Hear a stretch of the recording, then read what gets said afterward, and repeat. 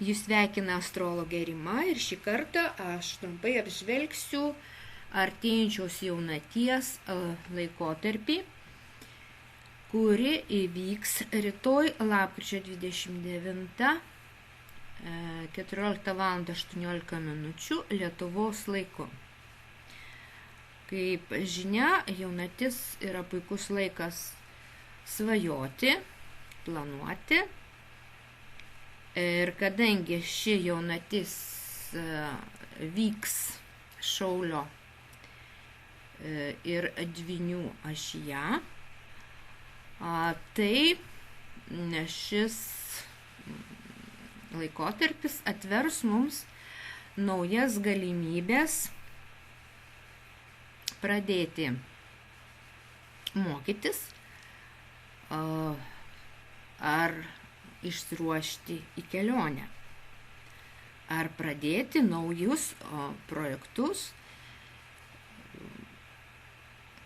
savo profesijoje, kurie siejami su apmokymais, kursais,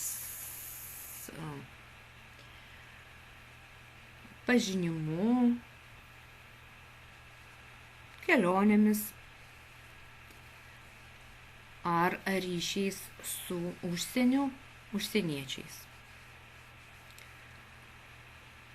Tad tie, kurie ruošiasi arba atidėliojo pradėti arba tęsti ar grįžti prie savo pažinimo plėtros, ar noro tiesiog pakeliauti,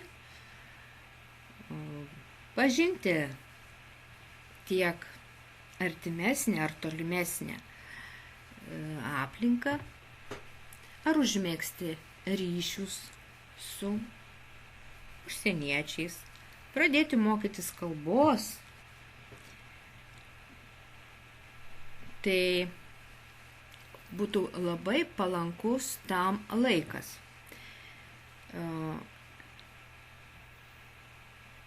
Pirmomis jaunaties dienomis, ryt po ryt, dar nebus tiek energijos, kad galėtumėm imtis ir realizuoti savo svajones, tačiau jau nuo 3-4 dienos ir visas likęs mėnuo jums bus palankus,